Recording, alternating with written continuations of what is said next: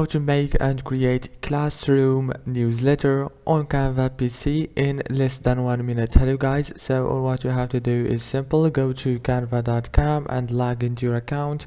Now this is the home page. All what you have to do, click on create a design right here, search for newsletter, scroll down, click on classroom newsletter, and it will take you to this page.